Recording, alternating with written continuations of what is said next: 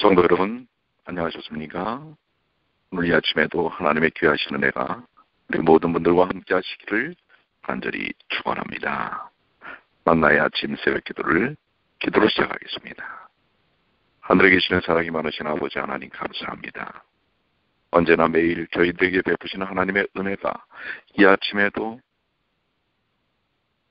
아침을 뚫고 저희 모든 주의 자녀들에게 함께하고 있음을 인하여 주님 감사합니다.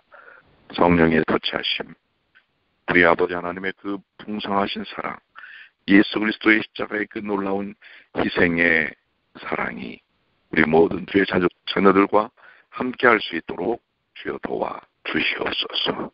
이 시간에도 주님 친히 말씀하여 주시고 저희에게 주님의 말씀을 통하여 다시 한번 새로운 결심이 일어날 수 있도록 인도해 주시옵소서. 하나님의 베푸신 귀하신 은혜들을 생각하며 더욱더 세상을 향하여 하나님의 복음과 사랑을 나누는 주님의 귀한 자녀들이 되게 하여 주시옵소서. 이 시간 진리의 영이신 성령께서 함께해 주실 줄 믿고 감사드리며 우리 주님 예수님의 이름으로 간절히 기도 올리옵나이다. 아멘. 네, 오늘은 과정 제9과 권력자들을 제자로 양성함입니다. 기억전의 말씀을 먼저 보시겠습니다. 사도행전 6장 7절에 있는 말씀이지요. 하나님의 말씀이 점점 왕성하여 예루살렘에 있는 제자의 수가 더 심히 많아지고 허다한 제사장의 무리도 이도에 복종하니라. 조기 초대교회의 믿음의 역사를 이 기억절 한 절에 담고 있습니다. 이번 과에 우리가 배워야 할 학습의 목표는 깨닫기입니다. 권력자들 앞에서 설 때 우리가 결코 혼자가 아님을 확신한다. 우리가 세상의 권력 어떻게 보면 참 쉽지 않은 접근이죠.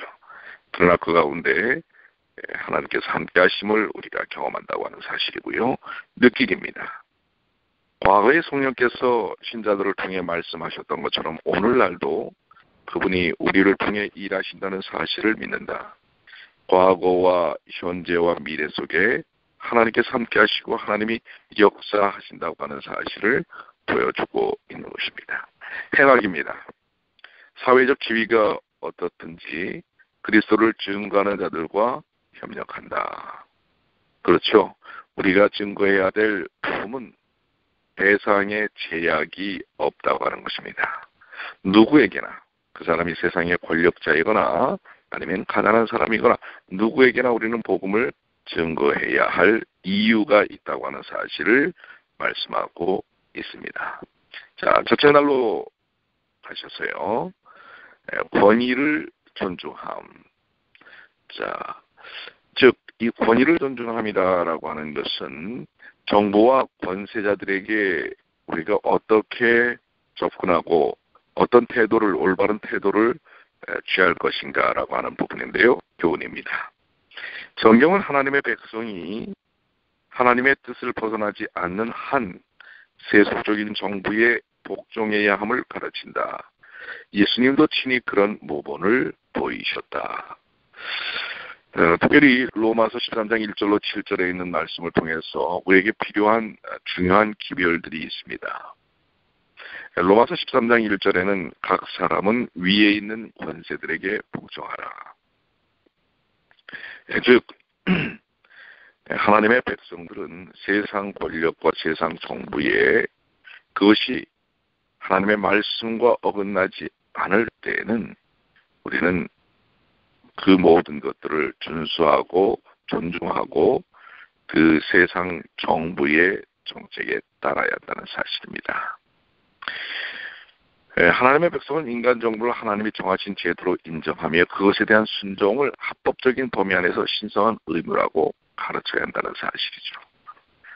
그러나 정부의 주장이 하나님의 주장과 상치할 때 이렇게 배치될 때에는 하나님의 말씀이 모든 인간의 법률보다 위에 있다는 것을 인정해야 하는 것입니다. 우리가 세상의 정부와 권세자들에게 취해야 할 올바른 태도는 세상 권력과 권세에 우리는 복종해야 한다고 하는 것입니다. 그 룰 속에 따라 살아야 한다는 사실입니다. 그래서 우리는 납세의 의무도 있고요. 예수님께서 친히 그런 부분에 대해서 실천하셨고 보여주셨습니다. 또 하나님께서 정하신 제도로 그 세상의 정부의 시스템을 인정해야 한다고 하는 것입니다.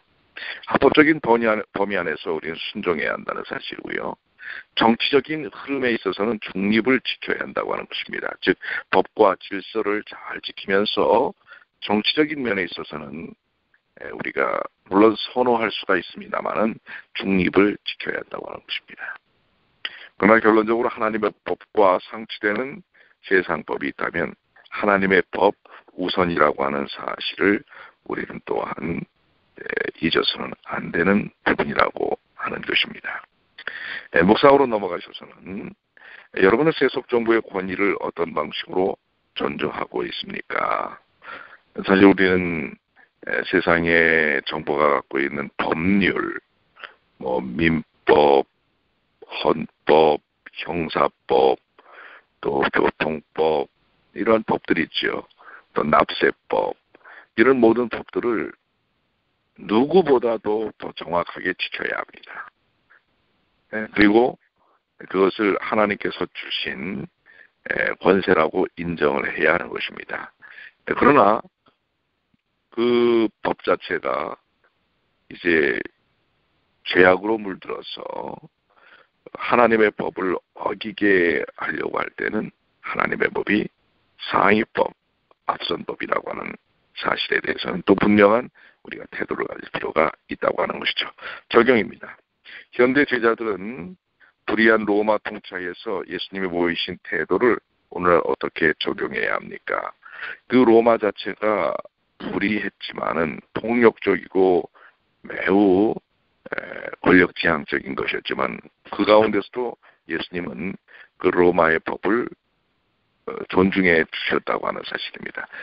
그러한 태도를 우리가 또한 배워야 할 것이라고 하는 것입니다. 둘째 날입니다. 읽어보지 못하였는가?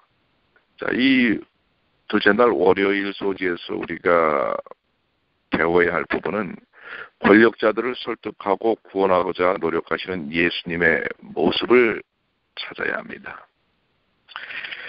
교훈으로 내려가시면 예수님은 종교 지도자로부터 많은 반대를 받으셨지요. 하지만 그분은 끈질기게 그들을 설득하고 구원하고자 노력하셨다고 하는 것입니다. 반대에도 불구하고 그들을 향하여 계속적인 노력을 그치지 않으셨다고 하는 것입니다. 이 공공연한 적대감에도 불구하고 예수님은 권력자들을 어떻게 대하셨는가? 그게 이제 마태복음 12장 1절로 3절에 이 안식일에 밀밭 사이로 가시면서 제자들이 이삭을 잘라 먹었을 때 정죄하죠, 바리새인들이. 안식일에 하지 못할 일들을 하나이다. 그래서 예수님께서 다윗이 자기와 함께한 자들이 시장할 때 할 일을 읽어보지 못하였느냐라고 하면서 성경 가운데서 그 문제를 풀어갈 수 있는 부분을 지혜롭게 제시하는 것입니다. 그들과 대면하는 중에도 예수님은 그들을 구원하기 위해 항상 노력을 하셨습니다. 그분은 논쟁을 원치 않으셨습니다. 대신 모든 사람에게 구원을 바랬기 때문에 그분은 자신을 죽음으로 몰고 갈 권세자와 영향이 있는 인물들까지도 구원하기 원하셨다는 사실입니다. 아울러서 예수님은 그들의 마음이 다치지 않았다면 감동을 받을 만한 그러한 내용의 말씀들을 주시는 것입니다. 그러니까 그들도 구원받아야 할 소중한 존재라고 하는 사실에 배제시키지 않으셨다고 하는 것입니다. 그래서 그들을 감동시킬 말씀과 또 여러 자료들을 언급하시는 것을 볼 수가 있습니다. 예수님은 자신과 그들 사이에 공감할 수 있는 영역 속에서 호소하셨습니다. 그것을 통해서 그들이 깨닫기를 원했습니다. 예수님은 그들이 반대할 뿐만 아니라 적대감을 갖고 있었지만 그들을 끈질기게 설득하고 구원하고자 노력하셨다고 하는 사실을 보면서 여기 읽어보지 못하였는가라고 하는 것은 예수님이 그들을 접해 나가는 방식을 표현하고 있는 것입니다. 예전에 다윗의 경험을 통해서 당신들이 나에게 이런 적대적인 감정을 갖고 있지만 그러나 이것이 어떤 의미를 갖고 있는지를 이 말씀을 통해서 알아야 합니다라고 설명하고 있는 것입니다. 묵상입니다. 여러분이라면 예수님의 끈질긴 노력에 대하여 어떻게 반응했으리라고 생각합니까? 한번 여러분들이 좀 깊이 한번 묵상을 해보시고요. 적용인데요. 전통적인 입장을 수호하기 위해 진리를 거부하는 우를 범하지 않으려면 어떻게 해야 합니까? 이 말이 무엇입니까? 그 당시 종교 지도자들은 그들의 패러다임, 생각 고정관념에 갇혀 있었다고 하는 것입니다. 그럼에도 불구하고 예수님은 그들 사이로 친절과 사랑과 복음을 통하여 틈새를 찾아서 들어가셔서 그들이 변하기를 원하셨다는 사실입니다. 참 우리가 깊이 생각해 봐야 할 부분이 아닌가, 또 우리의 삶 속에서 배워야 할 부분이 아닌가 이렇게 생각이 되고요. 셋째 날입니다. 백부장입니다. 이 백부장에 대한 이야기는 너무나 많이 우리가 다루는 부분입니다. 이 순수하고 진실한 믿음을 나타낸 이 백부장에 대한 교훈은 그런 적대감을 가진 권력자들 속에서도 이렇게 순수한 믿음을 가진 사람들이 있을 수 있다는 사실을 예증적으로 보여주고 있는 것입니다. 교훈으로 내려가시면 예수님께 하인을 치료해달라고 요청했던 로마 백부장은 유대 백성에게서 찾아볼 수 없는 순수하고 진실한 믿음을 나타냈다. 그러니까 우리가 선입견을 가져서는 안 됩니다. 저 사람은 이방 사람이고 저 사람은 권력자이고 세속에 노출되어 있는 사람이기 때문에 하나님을 받아들이지 않을 것이다라는 편견은 우리가 버려야 하는 것입니다. 우리가 이 백부장을 예수님께서 만나는 과정을 통해서 어떤 교훈들을 배워야 할 것인가. 그 당시 훨씬 많은 영적인 혜택을 누렸던 사람들, 바리새인이라든지 사두개인이라든지 제사장이라든지 랍비라든지 이런 사람들이 예수님을 배척할 때에 오히려 힘과 영향력을 가진 사람이 이 백부장 같은 이러한 사람이 그토록 진지한 믿음을 보인다는 건 정말 놀라운 일입니다. 이런 면에서 그 사람이 어떤 위치에 있느냐, 어떤 인종이냐 이런 것이 중요한 게 아니라 정직하게 자기 자신에 대한 검증이 필요하다고 하는 것입니다. 나는 어떻게 살 것인가? 어떤 삶을 살 것인가? 우리는 현실에 안주한 상태에서 자신이 살아가는 신앙을 경험하기보다는 단지 좋은 교리를 옹호하는 것으로 그치고 있지 않는지 우리 스스로가 물어봐야 합니다. 즉 오늘 우리 스스로가 만들어놓은 틀 속에, 고정관념 속에 갇혀있지 않는가. 나는 이 정도면 됐어 라고 생각하는 그 당시 유대인들처럼 살고 있지 않는가. 오늘 이 백부장의 모습 속에서 우리는 깊이 묵상해 볼 필요가 있습니다. 사실 누구든지 백부장과 같은 영적 체험을 누릴 수가 있습니다. 그 사람이 어떤 위치에 있든지 간에 순결하고 순전한 마음으로 하나님께 다가올 때 거기는 놀라운 영적인 큰 에너지를 경험할 수 있는 것입니다. 교회도 마찬가지입니다. 21세기의 이 교회도 그 사람이 오히려 초신자나 새신자이기 때문에 큰 우리보다 영적 경험을 가질 수 없을 것이라는 착각은 정말 착각인 것입니다.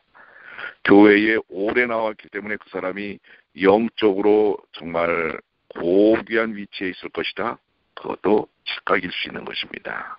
우리는 신앙의 연한의 횟수가 중요한 게 아니고 내가 교회에서 어떤 일을 해왔던 것이 중요한 것이 아니고 지금 현재 주님께 내 마음을 드리고 주님이 나와 함께 하시는가.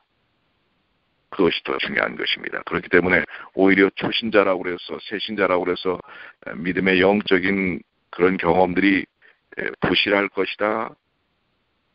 착각입니다. 오해입니다.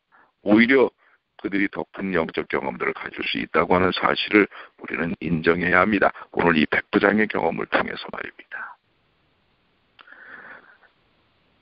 묵상입니다. 권세를 가진 자들에게 하나님의 도움이 더 절실한 이유는 무엇일까요? 이 권세의 벽 안에 갇혀서 진실함을 경험하지 못할 가능성이 높기 때문에 오히려 그들이 순수하기만 하면 그 간절함은 더욱더 커질 수 있다고 하는 것입니다. 오늘 그런 부분에 대해서 그렇기 때문에 권력자들 중에서 우리가 포기했던 그런 사람들 중에서 예수님을 향한 갈급한 심령이 있을 수 있다고 하는 것 우리는 생각해 봐야 합니다. 우리가 사는 이 뉴욕에서 특별히 맨하탄에 저런 위치에서 저런 삶을 살면서 과연 예수님이 필요할까? 예수님을 받아들일까? 이런 편견을 우리가 버려야 할 것이라는 것이죠. 적용입니다. 여러분은 어떻게 간부급 공무원이나 정치 지도자들에게 복음을 전하겠습니까? 한번 도전해 보시길 바라고요. 넷째 날 수요일입니다. 재판 받으시던 날. 예수님은 재판정에서까지 복음을 전하셨다는 사실입니다. 그분이 처해진 환경이 어떠하든 간에 그 환경이 그분의 복음을 증거하는 열정을 누르고 막을 수 없다는 사실이죠. 교훈으로 내려가면 예수님이 천국 복음을 전했던 결과는 그분에게 큰 대가를 요구했죠. 그러나 마지막 순간까지 진실했던 그분의 증언과 태도는 후에 큰 결실을 거두었다. 오히려 그 위기 속에서 전혀 전할 수 없는 상황 속에서 자신을 심판하려 하는 그들에게 복음을 증거하시는 예수님의 모습을 보게 됩니다. 예수님은 제자를 삼기 위해 그들에게 복음을 전하셨지만 때로 그 결과는 그분이 바라시는 것과는 사뭇 다를 수가 있었습니다. 빌라도라든지 가야바, 헤롯, 그 밖에 사람들이 마음을 내려놓고 회개했다면 예수님은 매우 기뻐하셨을 것입니다. 그러나 그들은 완고하게 그분의 간청을 거부하더니 그분의 그 마지막 구원의 초청마저도 그들은 냉담하게 비껴 가버리기도 합니다. 복음을 증거하면서 이런 결과를 가질 수도 있습니다. 그 위대하신 하나님이신 예수께서 복음을 증거하실 때도 그 받아들이는 자의 결정과 결심에 따라서 그것이 긍정적인 결과를 낳지 않을 수도 있다는 것 기억하셔야 합니다. 그래서 마찬가지로 우리 21세기에 사는 우리 신자들도 복음을 전할 때 그 결과가 바라고 기도했던 것과 크게 다를 수 있다는 사실을 인식해야 합니다. 언제나 긍정적이고 좋은 결과만 나올 수 없다는 것을 이해해야 합니다. 왜냐하면 선악의 싸움이기 때문에 그렇습니다. 그리고 그것에 대한 결정은 전적으로 그들 자신에게 있는 것입니다. 우리는 증거하시는 예수님의 모본을 따르는 것이지 그 결과에 연연해서는 안 되는 것입니다. 결국 나중에 심판대 앞에서는 알곡과 측정이가 나누어질 것입니다. 그렇기 때문에 우리는 복음을 증거하는 일에 최선을 다해야 합니다. 그 결과에 너무 우리가 연연해서는 안 되는 것입니다. 우리가 복음 사역을 하면서 어떤 결과를 내었는가? 그것은 어떤 면에서 하나님의 부분입니다. 물론 좋은 결과가 나기를 기대합니다. 그렇지만은 그렇지 않은 결과가 날지라도 우리는 마땅히 우리가 해야 할 일들을 지속적으로 해야 할 것입니다. 우리는 결과가 나지 않으면 안 하려고 합니다. 그러나 예수님은 마지막 재판정에서까지도 끝까지 복음을 증거하시는 모습을 보여주셨고 거기에 상당수의 사람들은 그것을 받아들이지 않았다는 사실을 기억해야 합니다. 묵상입니다. 때로 거절과 모욕이 따르더라도 여러분은 복음 전파에 대한 확신이 있습니까? 오늘 이 말씀들을 좀 깊이 묵상해 보실 필요가 있지요. 적용입니다. 만일 그대가 신앙을 지키고 복음을 전하다가 재판석에 서게 된다면 여러분은 어떻게 자신의 신앙을 고백하겠습니까? 여러분 자신이 복음을 증거하다가 재판정에 서게 된다면 여러분은 어떤 고백을 하시겠습니까? 이야기지요. 한번 좀 여러분들 생각해 보실 필요가 있지요. 자, 다섯째 날입니다. 초기 폭발. 핍박과 냉대 속에서도 복음의 씨를 뿌린 결과가 나오게 됩니다. 이 교훈을 보시면 초기 신자들은 예수님이 뿌려놓은 복음의 씨로 말미암아 큰 결실을 거두기도 했지만 권력자들은 복음을 거절하고 박해하는 경우가 많았다. 그러니까 이중적인 결과가 나옵니다. 폭발적인 그러한 부흥의 경험도 있지만은 그러나 거센 핍박과 반대도 있다는 사실을 기억해야 합니다. 우리는 그렇기 때문에 반대를 두려워해서 복음을 증거하는 일을 멈춰서는 안 되는 것입니다. 당연히 이 일들이 함께 이루어질 수밖에 없는 것이죠. 사실 세상적인 인기와 지위를 의식하는 정치인들이 어떤 면에서 우리 같은 이 세상적으로 보면 소수 교단이라고 생각이 되죠. 이것을 공개적으로 지지하지 않을 경우가 많죠. 또 때로는 힐러리가 우리 교회 대체림교회에 대해서 지지를 표했네. 이런 것에 대해서 우리가 상당히 아주 고무돼가지고 이렇게 우쭐댈 수가 있습니다. 그게 또 무슨 의미입니까? 우리는 세상의 권력자들이 인정을 하든 하지 않든 하나님께서 주신 사명을 감당해야 하는 것입니다. 우리가 그리고 그들과 꾸준히 접촉하고 복음을 전해야 하는 이유가 있습니다. 그것은 추수를 하려면 씨를 뿌려야 하는 것처럼 예수님은 열심히 복음을 전파하셨지요. 그의 제자들도 유대지역 곳곳에 복음을 전했습니다. 반대와 핍박을 당할지라도 복음을 증거했습니다. 그렇기 때문에 복음은 진전이 있는 것입니다. 반대와 핍박이 분명히 있습니다. 그러나 증거하는 것입니다. 그럴 때 거기에 진전이 있는 것입니다. 21세기를 사는 예수님의 제자들, 여러분과 저도 그와 같은 핍박과 반대에 굴복하지 말고 복음을 증거해야 할 것입니다. 자, 권력자들의 핍박이 올 때에 우리는 그들을 어떻게 해야 할까? 울며 씨를 뿌리듯이 그들을 사랑하고 정말 열정을 갖고 접근해야 합니다. 언젠가 추수가 될 것을 바라보면서 예수님처럼 열심히 진리를 증거하는 일이 필요합니다. 반응이 지연되거나 또 적대적으로 나타난다 할지라도 우리는 전해야 합니다. 굴하지 말고 끝까지 전해야 합니다. 우리에게 다가오는 핍박은 슬픔의 원인이 아니라 기쁨의 근원이 될 수 있습니다.